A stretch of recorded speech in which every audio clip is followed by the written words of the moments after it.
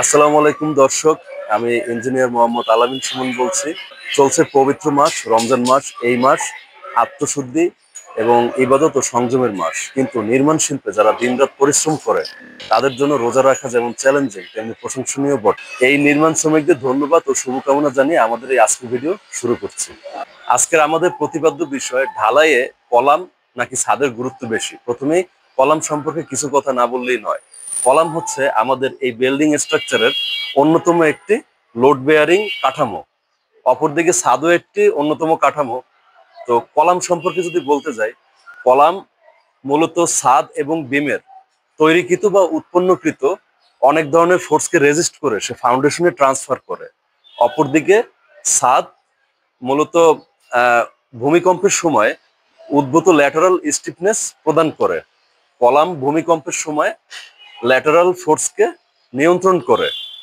কিন্তু আহ, কলাম গুরুত্বপূর্ণ থাকার কারণ হচ্ছে কলাম যেহেতু সবগুলো ফোর্সকে একসাথে ফাউন্ডেশনে ট্রান্সফার করে, এজন্য আমরা সবাই কলামকে বেশি গুরুত্ব দিয়ে থাকি।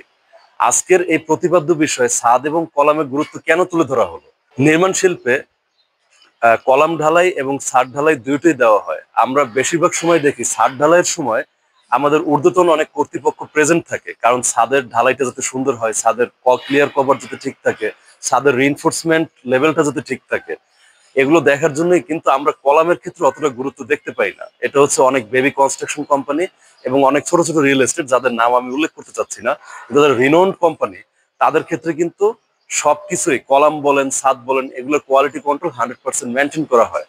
আমার প্রতিপাদ্য বিষয়টা আজকের এই জন্যই, ওই ধরনের কোম্পানি বা ওই ধরনের মালিকানা প্রতিষ্ঠান যারা কলামে গুরুত্ব দিচ্ছেন না, আমার চাওয়া হচ্ছে তারা যাতে কলাম ঢালাইয়ের সময় অ্যাটলিস্ট একজন ইঞ্জিনিয়ার, একজন সুপারভাইজার প্রেজেন্ট রাখে। এই ক্ষেত্রে আমার পরামর্শ হচ্ছে অবশ্যই কলাম ঢালাইয়ের আগে একজন বিজ্ঞ ইঞ্জিনিয়ার এবং একজন সুপারভাইজার যাতে কাছে রাখা হয়। কারণ এতে করে হবে কি, যে আমরা যখন ভাইব্রেটর নজেল ইউজ করি, তো ভাইব্রেটর নজেল কলামে ঠিকভাবে সঠিকভাবে এটা ইউজ করা হবে। তাতে হবে কি, আপনার স্যাগ্রিগেশনের পরিমাণ কমে যাবে।